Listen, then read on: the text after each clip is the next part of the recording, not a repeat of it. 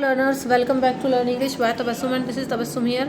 सो आज की वीडियो में मैं आपको बताने वाली हूँ एनआईएस की जो इंग्लिश है जिसका कोड है 302, मतलब 12th वाले स्टूडेंट्स का ये सब्जेक्ट होता है। इसके अंदर से most important question and answers जो कि एग्जाम के पॉइंट ऑफ व्यू से काफ़ी इंपॉर्टेंट है, तो आप इन सभी क्वेश्चन आंसर्स को प्रिपेयर ज़रूर करके जाइएगा बिफोर योर एग्जाम। तो चाहे आप अप्रैल वाले स्टूडेंट हो या अक्टूबर में आपको एग्जाम देने हो, दोनों ही सेशन के बच्चे इन क्वेश्चन आंसर्स को प्रिपेयर ज़रूर करके जाएँ। एंड हाँ, अगर आपने अभी तक अपने चैप्टर्स नहीं पढ़े हैं जहाँ से ये क्वेश्चन आपके बने हैं, तो उन सभी चैप्टर्स के लिंक मैं आपको नीचे डिस्क्रिप्शन बॉक्स में दे दूंगी। आप लाइन बाय लाइन सारे चैप्टर्स को पढ़ सकते हैं एंड हर एक चैप्टर के मोस्ट इंपॉर्टेंट क्वेश्चन आंसर्स भी आपको मिल जाएंगे डिस्क्रिप्शन बॉक्स के अंदर। So let's get started. अगर आप चैनल पर नहीं हुए, अभी तक सब्सक्राइब नहीं किया है, तो आप सबसे पहले चैनल को सब्सक्राइब करके बेल आइकन को प्रेस करें ताकि इसी तरीके की इंपॉर्टेंट और यूजफुल वीडियोज़ आप तक ईजिली पहुँचती रहे। इंग्लिश सीखने में, पढ़ने में कोई प्रॉब्लम आपको अगर आती है तो आप मेरे चैनल को सब्सक्राइब ज़रूर कर लें और आप चैनल की प्लेलिस्ट पर जा करके वहाँ चेक करिए, आपके लिए इंग्लिश रिलेटेड बहुत सारे वीडियोस वहाँ पर अवेलेबल हैं। तो देखो, यहाँ पर मैं इस वीडियो में आपको 15 most important question answers with explanation बताने वाली हूँ, जो आप जो है आप प्रिपेयर करेंगे।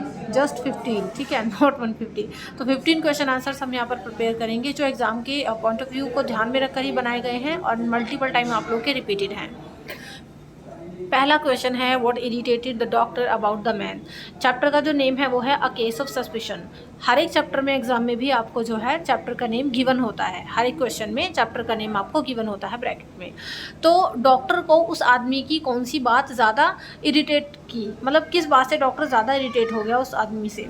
तो आंसर आप देख सकते हैं कि वो जो आदमी था ना, उसने डॉक्टर को बहुत ज़्यादा ऑफेंड कर दिया अपने इम्पोलाइट बिहेवियर की वजह से, क्योंकि डॉक्टर ने उसको 1 सिगरेट ऑफर की थी। 1 सिगरेट उसने ले ली, उसके बाद 2nd सिगरेट बिना डॉक्टर की परमिशन के उसने जो है उसके पॉकेट से निकाल ली। तो वो चाहता तो उसको प्यार से भी मांग सकता था सिगरेट को, बट उसने ऐसा नहीं किया। तो ये जो उसका बिहेवियर था ना, ये डॉक्टर को अच्छा नहीं लगा। ये इसका आंसर है। नेक्स्ट क्वेश्चन है, how did Gavaskar break his mother's nose.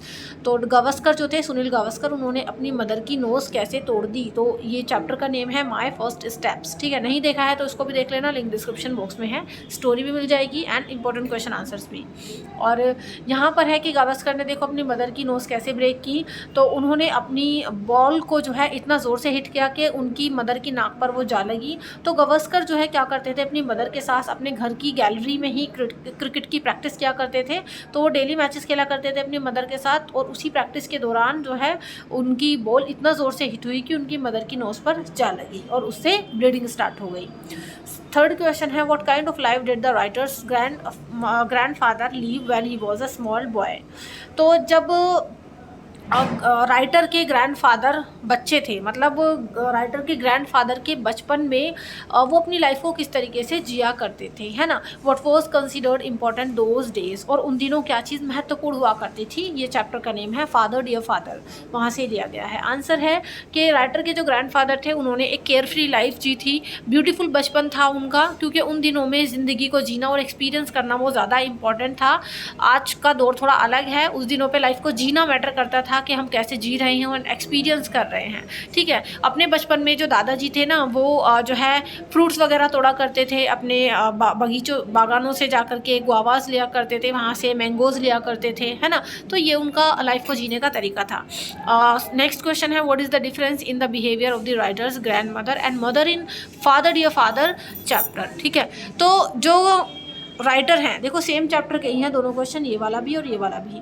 तो जो राइटर हैं उनकी मदर के और उनकी ग्रैंड मदर के बिहेवियर में, मतलब दादी और मम्मी दोनों के बिहेवियर में क्या डिफरेंस था, इस चैप्टर के बेस पर आपको बताना है। आंसर है, जो राइटर की ग्रैंड मदर थी वो सेमी लिटरेट थी, कम पढ़ी लिखी थी, बट वो माइंड से बहुत पीसफुल रहती थी। अपने बर्तनों में, अपने पेन्स में, अपने फ्लावर्स में, अपने गार्डन में ही वो बिजी रहा करती थी, ग्रैंड मदर जो थी, है ना। और वो जो क्या करती थी, अपना टाइम स्पेंड करती थी भगवत गीता पढ़ के, स्क्रिप्चर्स पढ़ के। जबकि दूसरे ही तरफ जो उनकी मदर थी, मदर जो है हाईली क्वालिफाइड थी, एजुकेटेड थी, लेकिन फिर भी वो हमेशा टेंशन सी में रहती थी, हमेशा एंजाइटी में रहती थी। तो ये दोनों के बिहेवियर में डिफरेंस था। नेक्स्ट क्वेश्चन है, व्हाट वाज गावस्कर्स ऑब्सेशन। जो सुनील गावस्कर थे को क्या ऑब्सेशन थी, है ना। और how did he react when he was bold out, और वो कैसे रिएक्ट करते थे जब वो बोल आउट किए जाते थे। तो चैप्टर का नेम वही है, माय फर्स्ट स्टेप। तो देखो बचपन में जो सुनील गावस्कर जो है वो अपने फ्रेंड्स के साथ क्रिकेट खेला करते थे अपने घर के ही बराबर में। वो हमेशा बैट्समैन बनना चाहते थे और ज़्यादा से ज़्यादा रन लेना चाहते थे, ठीक है। और ये उनकी ऑब्सेशन बन गई, उनका एक जुनून बन गया ये। और जब कभी भी वो आउट हो जाया करते थे तो अपने फ्रेंड्स के साथ आर्ग्यू करते और अपना बैट और बॉल और बैट उठा करके अपने घर ले जाया करते थे सबसे लड़ झगड़ के। तो ये उनका एक तरीका होता था जब वो बॉल्ड आउट कर दिए जाते थे, है ना, और उनकी यही ऑब्सेशन थी। चलिए नेक्स्ट क्वेश्चन है, describe the place where Tembu lived. तो आपको उस जगह के बारे में बताना है जहाँ पर टेम्बू रहा करता था, और ये चैप्टर का नेम है the tiger in the tunnel. Answer है टेम्बू जो कि 12 साल का था, वो हमेशा अपने फादर के साथ स्टेशन पर नहीं सोया करता था क्योंकि उसको घर पर रहना होता था जहाँ पर उसकी मदर और उसकी छोटी बहन रहती थी, और वो घर के कामों में हेल्प भी कर देता था। They lived in a small tribal village, वो लोग एक छोटे से गाँव में रहते थे जो कि आउटस्कर्ट्स था उस फॉरेस्ट से और लगभग 3 मील की दूरी पर था स्टेशन से। नेक्स्ट क्वेश्चन है, why did a stage of complete inaction follow the author's blindness. यानी एक ऐसी स्टेज जिसमें कंप्लीट इनएक्शन हो वो ऑथर की ब्लाइंडनेस को फॉलो क्यों करता था।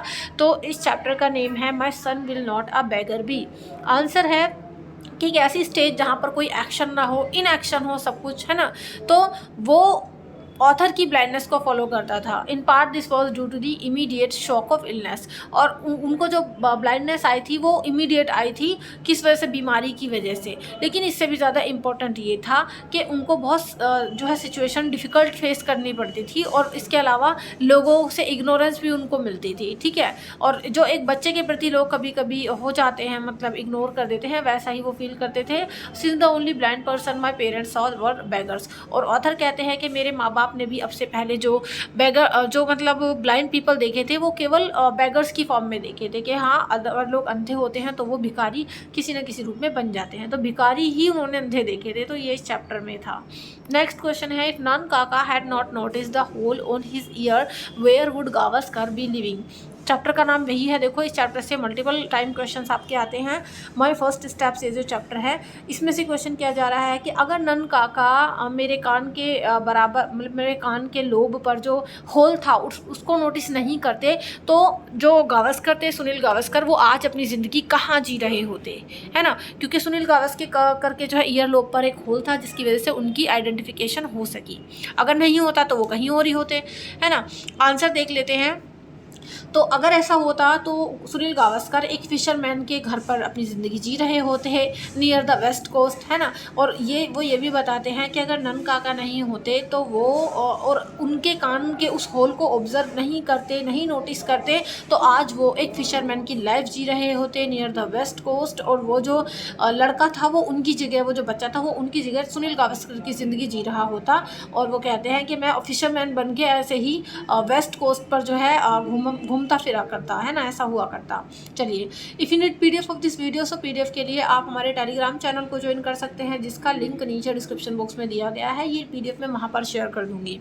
नेक्स्ट क्वेश्चन है, what was the advantage of using wind energy. तो जो विंड एनर्जी होती है उसका क्या एडवांटेज है जब आप उसको यूज़ करते हो, एंड चैप्टर का नेम है फ्यूल ऑफ द फ्यूचर। चलिए, आंसर है इसका, wind energy generates cheap, non polluting, free and renewable energy. कि जो विंड एनर्जी होती है ना वो बहुत ही सस्ती और प्रदूषण रहित और फिर से रीन्यू की जाने वाली जो है एनर्जी को क्रिएट करती है, जनरेट करती है। मतलब विंड एनर्जी से जो है आपको एक ऐसी एनर्जी मिलती है जो बहुत चीप होती है, नॉन पोल्यूटिंग होती है एंड फ्री होती है। इट ऑल्सो जनरेट्स इलेक्ट्रिसिटी, और विंड एनर्जी जो है वो इलेक्ट्रिसिटी भी जनरेट करती है जिससे एयर पोल्यूशन बहुत ही कम होता है, ठीक है। नेक्स्ट है हमारा question, what did the tiger attack Baldev fatally. तो टाइगर ने बलदेव पर क्यों अटैक किया। आंसर है, tiger attack Baldev because it was hurt already and bit Baldev in self defence. Tiger ने बलदेव पर इसलिए अटैक किया क्योंकि वो ऑलरेडी पहले ही हिट किया हुआ, मतलब हिट था, हर्ट था वो ऑलरेडी, और उसने बलदेव को हिट किया अपने सेल्फ डिफेंस के लिए। और it was a threat to both but the tiger felt unsecure. ये एक थ्रेट था, एक चेतावनी थी सभी के लिए। The attack had energised him and he took it as a challenge. और ये जो अटैक था उसने उसको एनर्ज्ड कर दिया और उसने इसको एक चैलेंज की तरह लिया। नेक्स्ट क्वेश्चन है why did the intruder in the play if I were you want to assume Gerrard's identity. यानी ये जो चैप्टर है ना, इफ़ आई वर यू, इस चैप्टर से ये क्वेश्चन लिया गया है कि इंट्रूडर इस प्ले के अंदर जिराड की पहचान क्यों लेना चाहता था, मतलब जिराड की ज़िंदगी क्यों वो जीना चाहता था। आंसर है इसका, जो इंट्रूडर था वो अज्यूम करना चाहता था जिराड की आइडेंटिटी को, क्योंकि वो पुलिस से भागना चाहता था, पुलिस उसको अरेस्ट ना कर ले, और वो चाहता था कि पुलिस उसको अरेस्ट ना करे, इसलिए वो इस चीज़ को अवॉइड करना चाहता था। और वो ये चाहता था, मतलब उसने कई सारे ना क्राइम किए थे, इसलिए वो भाग रहा था पुलिस से। जिराड जो था वो एक रेस्पेक्टेबल मैन था और कोई भी उस पर कभी डाउट नहीं करता, अगर इंट्रूडर उसकी लाइफ जी रहा होता तो, है ना। अगर वो जिराड की जगह ले लेता तो कभी कोई उस पर फिर डाउट भी नहीं करता। चलिए नेक्स्ट क्वेश्चन की ओर बढ़ लेते हैं। What unique place does India have in related to wind energy. यानी इंडिया का कौन सा यूनिक प्लेस है विंड एनर्जी के मामले में। आंसर है, ये जो कंट्री है currently has the 4th highest wind installed capacity wind energy free and renewable source of energy. हमारी जो कंट्री है वो आज करंटली क्या है, 4th हाईएस्ट पोजीशन पर है विंड एनर्जी के मामले में, इंस्टॉलेशन के मामले में। और ये विंड एनर्जी क्या होती है कि ये फ्री होती है, रीन्यूएबल होती है और नॉन पोल्यूटिंग भी होती है, जो हमने ऊपर भी पढ़ा था। नेक्स्ट क्वेश्चन है, what does Aradhana's mother ask her to do prove her love for her parents. कि आराधना की मदर उससे क्या कहती है कि भाई तुम ये काम करो जिससे तुम अपना लव अपने पेरेंट्स के लिए प्रूव कर पाओगी। चैप्टर का जो नेम है वो है I must know the truth. Answer ये है कि आराधना अपना लव जो है अपने पेरेंट्स को शो करना चाहती थी, और उसको करना भी चाहिए। उसको कुछ ऐसा करना चाहिए ताकि वो अपना प्यार उनको शो कर सके। So he proved her love Pramila was telling again and again to grandmother to tell the truth to Aradhana that she was adopted, है ना। तो ऐसा उसको कुछ करना चाहिए जिससे कि वो अपना प्यार अपने पेरेंट्स के लिए शो कर सके। और जो प्रमिला थी वो भी बार बार जो है ग्रैंड मदर से कह रही थी कि तुम आराधना को बता दो कि वो अडॉप्टेड है, अडॉप्टेड चाइल्ड है। नेक्स्ट क्वेश्चन है, व्हाट वाज गावस्कर्स ऑब्सेशन। देखो वही क्वेश्चन है, गावस्कर का क्या ऑब्सेशन था और जब वो बोल्ड आउट किए जाते थे तो वो क्या फील करते थे। तो इस क्वेश्चन को हम ऑलरेडी ऊपर भी देख चुके हैं। नेक्स्ट है हमारा, describe the care free wood the writer's grandfather speaks in father dear father. के जो फादर डियर फादर है इस चैप्टर में एक वर्ड यूज़ हुआ है केयर फ्री। तो केयर फ्री का मतलब इस चैप्टर के अकॉर्डिंग आपको डिस्क्राइब करना है। आंसर है कि ग्रैंडफादर ने जो है ना केयर फ्री चाइल्डहुड जिया था। तो केयर फ्री उनको रिलेट करके यहाँ पर यूज़ किया गया है कि उनका जो बचपन था वो केयर फ्री था, ब्यूटीफुल था और टेम्पटिंग था, है ना। वो अपने जो दिन थे वो प्लकिंग द मैंगोज़, आम तोड़ने में, अमरूद तोड़ने में बागों से ऐसे बिताया करते थे।